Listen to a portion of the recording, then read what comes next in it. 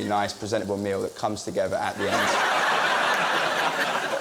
Here to help us figure out who was pret-a-manger and who was pretter-off going home, welcome this week's panel of Apprentice fans and guests. Ad agency managing director and confidant of Lord Sugar, Claudine Collins, Great British menu judge and restaurateur Andy Oliver, and comedian Ed Gamble. Welcome to Your Fired.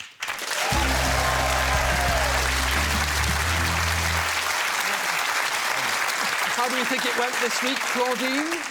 I loved the James and Elizabeth show, or rather, the Elizabeth show. I wanted to cry at the Jade and Joanna show. But actually, I thought the graphene had it up until the point of the pitch. Andy? It was like they'd never seen food before, which was extraordinary to me. I was like, is that what food's meant to look like? Yeah. So fascinating and alarming. Ed? I really enjoyed this week's episode, but unfortunately I can't stick around long because Donald Trump's called me over. Guys? You see? Isn't it funny? In the hands of a comedian, it gets a laugh. We'll be discussing this week's cooking task in more detail when we meet tonight's unlucky candidate. But first... In Apprentice news tonight, Michaela wonders what Claude's bathroom looks like. It could just be shocking. James rewrites the lyrics to 12 Days of Christmas. 2 salmon fillets. Partridge in a pear tree, I know. Karen pitches her idea for a new beauty trend. Toe curling. Joanna puts everyone's mind at rest as to how they soaked the rice. This first dish that we've got doesn't necessarily have pea in it. The girls are easily amused by some seat belts. Look. And that's tonight's Apprentice news. So, after dressing up as cracked pepper, cracking eggs and cracking some cracking one-liners, Lord Sugar decided the cracks were appearing in Bushra's performance. Bushra, I don't think you've done much in this last 9 weeks, and it is with regret, but you are fired. Thank you, Lord Sugar, for this opportunity.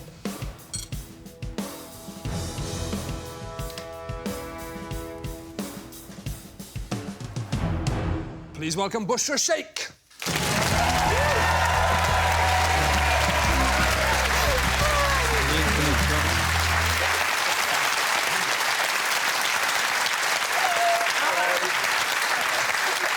Your family's up there somewhere, I think. Where's family? Where are they? There they are. I expect to see greens from you later in the show. Bushra. Hello. Hello. Hi. Frazzled? Fricasseed? Boiled? I'm gutted.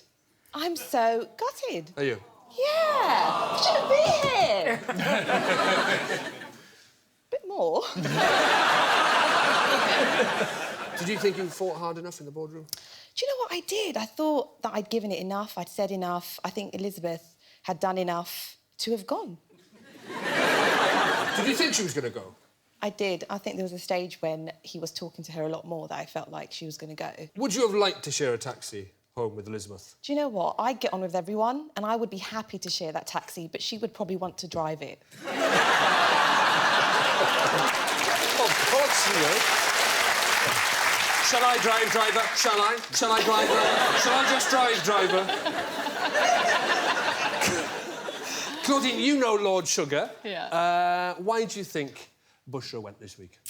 I think I'm also gutted, Bushra. I have to say that I kind of picked you from the beginning as a strong woman. I could see you going far in the process, and you have gone far. But I don't know whether as time went on, you got a bit worn down by the process, because I saw less and less of you rather than more and more leadership qualities of you. And I think that when it comes down to, like, this final few people, he has to look at the people that he thinks are real leaders that he can work with. And out of the people left and the people in the boardroom, I'm afraid he probably thought you had least contribution than anyone else. You know what? Thank you, Claudine. That actually means a lot, because I think towards the end, maybe I was a little bit drained by particular characters, and that sort of showed itself on the time. You can just say Elizabeth. Andy, do you think the other two just fought harder? Do you see that as well, that Bushra was perhaps slipping back a bit? I mean, they obviously all really fought for survival at this point. I'm sorry that you went, because I thought you were great, actually. I thought you were really methodical and you were really careful about you had really good attention to detail. And I think that's important, no? Well, you can't make an omelette without breaking a few eggs, and if Team Graphene are anything to go by, you can't make a salmon risotto and talk at the same time. Let's see where it all went wrong. Well, Bushra, in my opinion, she has been standing back. I don't think there's any point that I can say that she's made a significant contribution. What I thought might be quite interesting is to do, like, footprints to represent the travel. I just think something about that, to me, says dog food. I do feel that I could probably do the job just with Pete, the designer. That picture isn't completely gourmet, I'm going to be honest. What would you have done with it? Bushra just says stuff for the sake of saying something, just so she can sit on the fence with everything. Oh, I said that. You put on this pantomime with these lead balloon jokes. We would have loved to have had Captain Gourmet himself here today, but unfortunately, Donald Trump called him over. This was not professional. Forget all the jokes. I'm so sorry. I'm so sorry, but you know what? Not to me, to the audience. Do you know what? It was a little bit funny. It wasn't that bad. Did you I don't understand it, Bushra. I don't understand it. What did it mean? Well, look, let me just try and redeem myself a bit here. Okay. Look, the name itself was pretty bad, so the fact that you were going to call it Gourmet Crusaders had me a bit worried. So I thought, you know what, let's bring Donald Trump in, because he's, you know, everyone talks about him and the majority of people don't like him. So what I tried to do was, you know, have a bit of banter in the pitch and just say, well, actually, Gourmet Crusaders is there to kind of cook. You can make a nice meal and you're actually not going to have a crusader, which is what he really wants to kind of do his thing with. Can I be rude, Bushra? That hasn't helped at all. I'll give you that one. I'll give you that one. Where did Captain Gourmet come from? He'd not been mentioned for the whole of the task, and then suddenly Captain Gourmet popped. Is he like Captain Birdseye's snooty cousin? You've got to sort of go out of your comfort zone sometimes, try something different, and I tried. It just didn't pay off that well. But you were already dressed as a pepper pot. You didn't need to... How far outside of your comfort zone do you need to go? Oh, sorry. Oh, my goodness. Was that the main reason they lost the task, the pitch, do you think, Claudine? 100% it was down to the pitch. I mean, the pitch was so awful. When you go in, I mean, we pitch for business all the time. You have to be likeable as well. People have to connect with you. And it just was so bad. I mean, you were never going to win it on a pitch like that. And that's ultimately what they were voting on. Andy, what makes a good pitch? Well, I think authenticity. You have to believe in what you're talking about. The product has to mean something to you. And also, if you're going to be on stage with a whole bunch of people, you've got to feel like a team instead of these sort of little disparate little groups of sort of one person sort of just doing this terrible, terrible communication. It was awful, actually. Did they try too hard? Because they tried to beat you, and they tried to do stuff and throw to each other and over to you. They tried a bit too hard, and they also didn't really believe in anything that they were saying. Because actually, your food was better than the food from the other team. Way better from the... Well, it was before you cooked it at the pitch. You know, the first time you cooked it, I thought, oh, that looks quite tasty. It looks quite good. Team Graphene's pitch may have been a curly-toed culinary cringe fest, but at least Karen liked it. Or did she? Harsh for fair, harsh for fair. That's right. Time for Karen being harsh for fair. Man or woman, she don't care. It's time for Karen Brady being harsh for fair. Bushra and James dressed as giant salt and pepper pots, so I think they felt that they had to be sort of funny and engage in. But it wasn't funny, and it certainly wasn't engaging. Harsh for fair.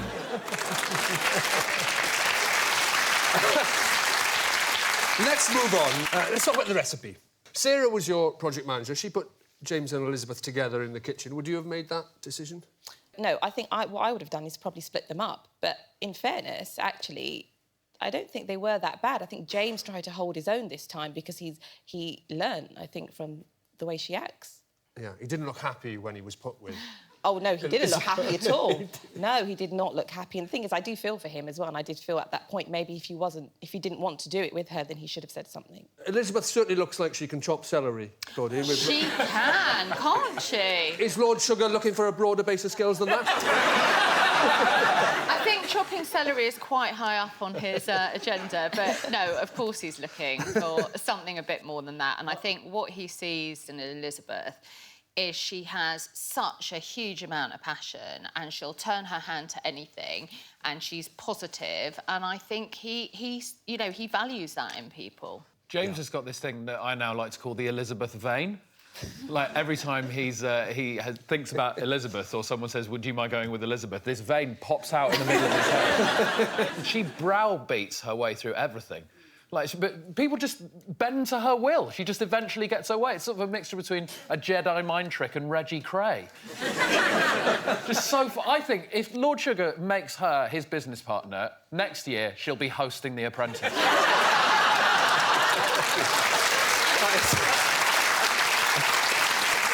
Well, Lord Sugar has called this the Elizabeth Show, and it does seem that when it comes to absolutely everything, Elizabeth does like to have a hand in it, a finger in every pie and every risotto.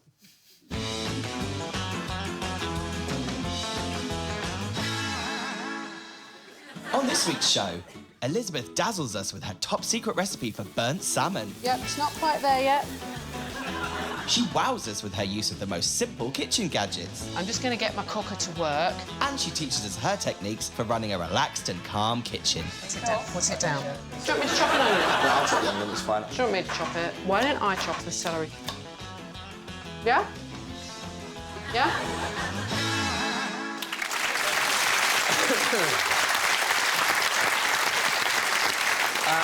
Andy, food boxes for a certain type of cook, I guess. I mean, mugs was the word Lord Sugar used. But I guess it's for people who aren't great. I think it's really, I would say it's for people who want to learn to cook, who want to get better, people who are trying to be a little bit more adventurous in the kitchen. So they're not people who are just going to have a takeaway because they actually want to feel like they've made something for themselves and they're a bit independent and they can do something well, you know. Yeah. So but they need a bit of hand-holding. They need a little bit of a mate next to them. Just say, yeah, that's right, you're doing it right, now move on to the next bit, on to the next bit. How important is getting the recipe right, then, if it's well, the audience? Enormously. It's essential.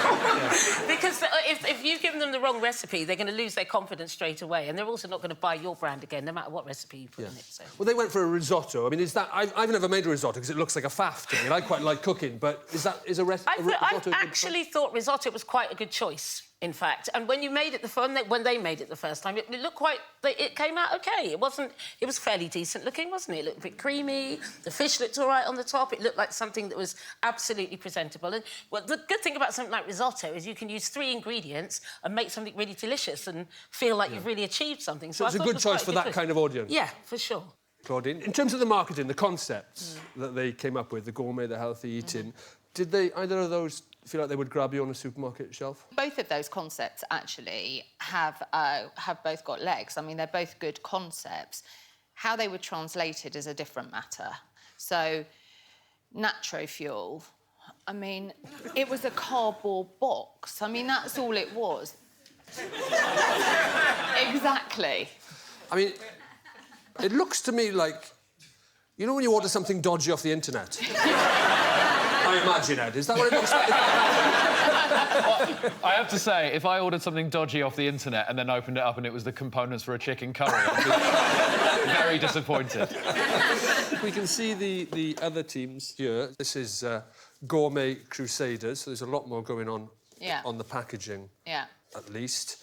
I'll come on to the name a bit more in a moment, but were you happy with the gourmet sort of idea? Yeah, I think it's a really cool idea because gourmet you can even make into healthy eating as well if you wanted to as well. And it just encourages people to cook with maybe ingredients they don't use at home or have at home, and, you know, they will end up expanding what they eat as well. So I think it's a good... There was some debate about healthy eating and what it meant, Andy, and... It means different things to different people. Again, there's like, can a chicken curry be healthy? To me, I would think, yes, of course it can if it doesn't use anything particularly unhealthy in it. But then there's talk of there's not a vegetable in it. What did you make of the healthy eating? I mean, healthy eating would normally include vegetables, just as a sort of base, sort of starting point, really. I mean, the best bit was the teaspoon of yoghurt. I mean, for me, that is one of the highlights of the series. Watching Michaela and Harrison turn to decide... I mean, have they ever... Let's have a look at it again, please. Can we remind ourselves? I really enjoyed this bit. I have no idea what to go in at to try, so let's just try something dead small. Ooh. Put that in and just see if it'll help with...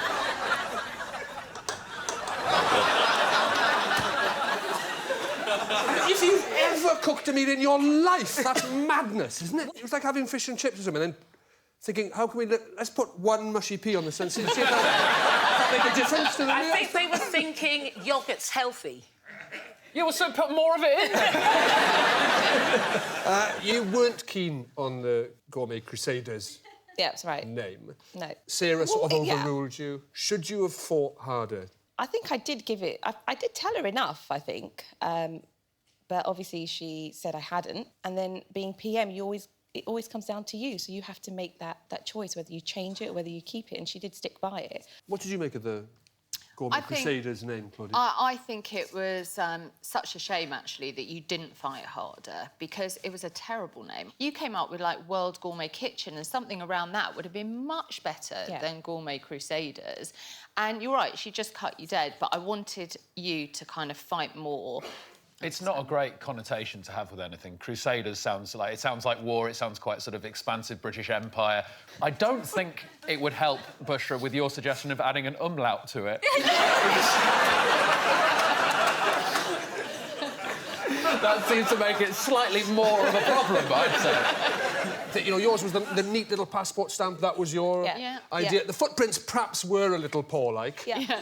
Human footprints don't make me think of dog food. No, they look like paw prints. Yeah, they did. They look did like look a bit like paw paw prints. prints. What weird dogs have you people got? Let's talk about some of the other candidates. Did you get on with Harrison? How did you find working with him? I did. I'd actually got on really, really well with Harrison. He's just him. He's always himself, and he actually gives 100% in everything that he does. He might have a different approach to things, but yeah, I think he's a... He was project manager. Why do you think it took him so long to become... You know what? There were so many strong people there that even if he wanted to be, he probably couldn't make it, because there were just so many people who would just jump on it and actually get it. I just think, I think he just waited. Also waited for the right task, maybe, as well. That would maybe interest Lord Sugar at the same time.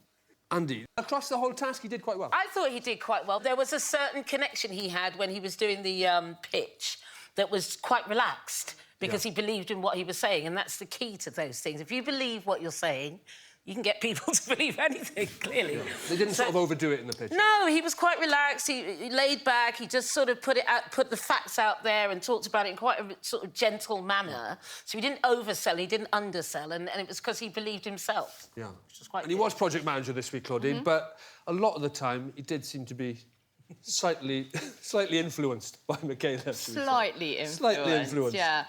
I don't think he was brilliant as a project manager because, as you say, first of all, Joanna had said, yeah, I can cook. And when he said, OK, well, I'll go on to the branding, you can do the cooking, Michaela then, piped up with, well, I think you should come with me, because I think she didn't want to work with either Jade or Joanna because she knows they're difficult, and she thought, I'll have an easier time with Harrison and he'll do what I say. And then when they got in the kitchen, she kind of went, well, I've never made a chicken curry before. And you think, oh, for goodness sake. And he was quite adamant, I'm not sure chicken curry really is healthy. Yeah, we'll go with chicken curry then, Michaela. Harrison may have been project manager, but at times he didn't have a Michelle Roux, and he certainly wasn't always in control. Michaela, from what I understand, you were operating Harrison like a ventriloquist. I'm absolutely bouncing. Well, one of the other things that was thrown out there was root flavours. We need to be something like in the mind. Use like all your wordy knowledge and think of a different word for mind, but try and keep it along those lines.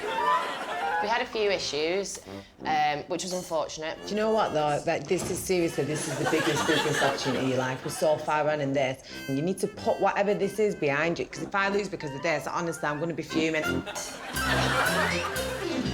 absolutely bouncing. Claudine, Joanna and Jade working together this week. I used working together in the loosest possible... It was terrible. Like a poorly oiled machine. It really was. I mean, they obviously wind each other up anyway. So why you would put them together is beyond me. But I think that Joanna, the problem is Joanna actually has some good ideas, but because she's quite whingy and quite negative, no one really listens to her. They kind of brush her aside.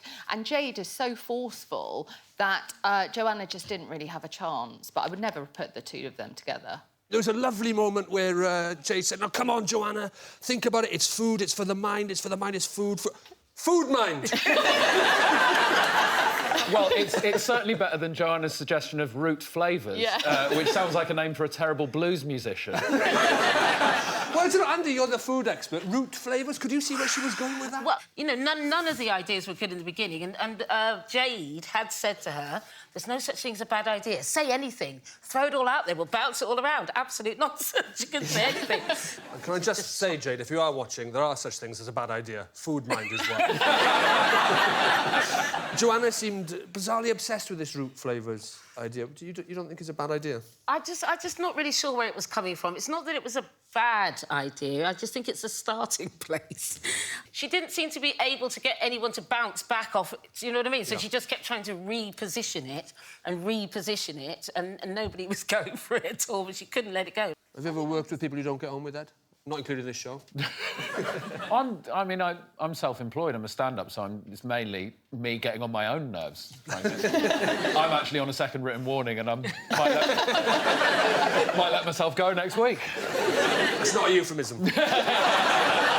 I thought you there, Rod. It was. Sarah was project managing Graphene. The team lost, but were you impressed with her individual performance this week?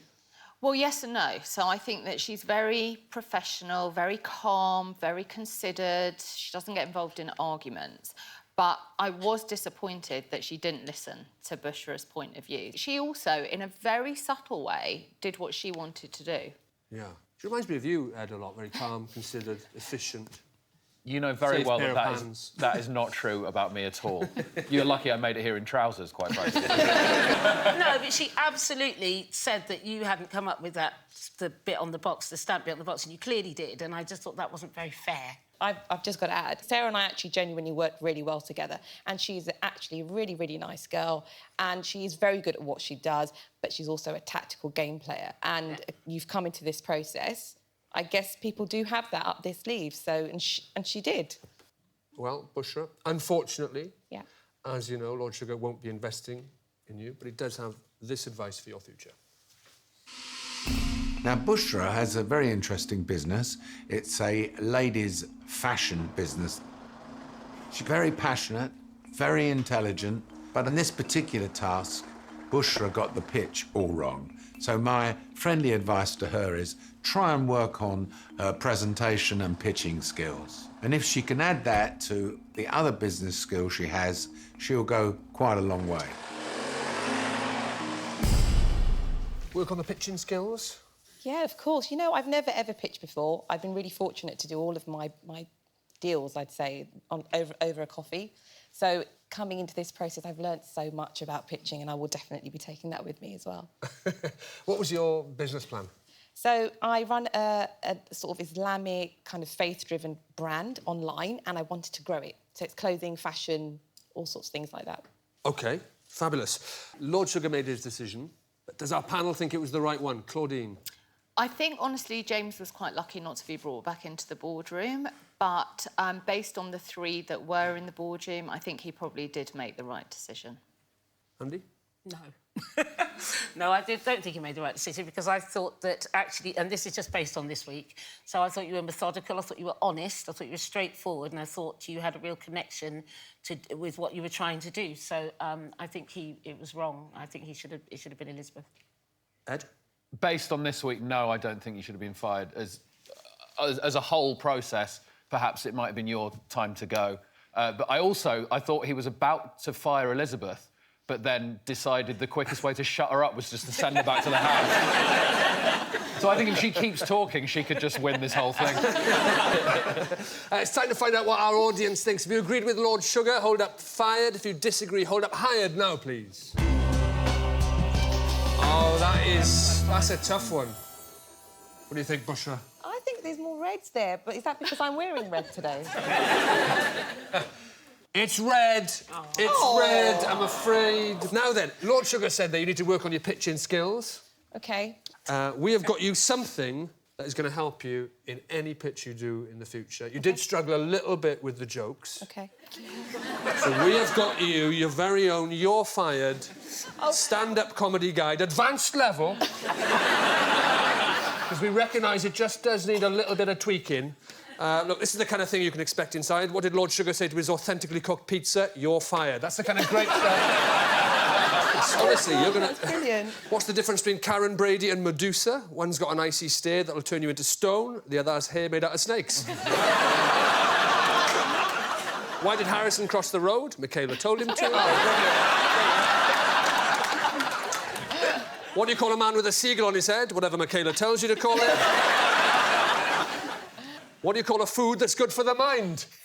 Food mind. Absolutely right. That will keep them rolling in the aisles. Brilliant. Your presentation. That is yours. Lovely. Bushra, I hope you enjoyed it. You're a great sport. Thanks for coming on the show. Let's have a look at your highlights. I am a strong woman. It's our last deal of the day. Bushra always has a calming word and she never seems too flustered by anything. Gosh, look at the little one. Yeah, right. Bushra knows what to say and when to say it. Get out there and let's smash it and the boys are gonna lose. Yes! That's probably just one of your skills. You can show up too. Bushra's really deep, like really, really deep. You wear the salt and I'll wear the pepper. Yay!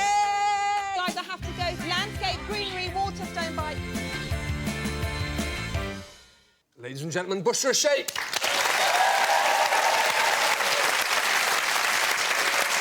And also, please thank tonight's Apprentice fans and guests, Claudine Collins, Andy Oliver and Ed Gamble. And if you think you have what it takes to be Lord Sugar's next business partner, applications are still open to take part in next year's series. Head over to bbc.co.uk/apprentice for more details. Next week sees our candidates attempt to host their own fashion shows. Who will Hugo boss it and who will be left looking all Heidi Klum? Your task this week is acting as fashion agents and then sell the collections at your very own catwalk show. Testing 1, 2, 3. Cue music. Do I look catwalk? I'm going to need my glasses on for this. Do something like... Work it. Work every bit. Do you have a six-pack? They really don't get people with the landscape. Give us a grrr. What that represents to me is amateur magician. Like a gold ghost. You want me to direct it? Let me direct it. Join me next Wednesday at 10 for more You're Fired. Good night.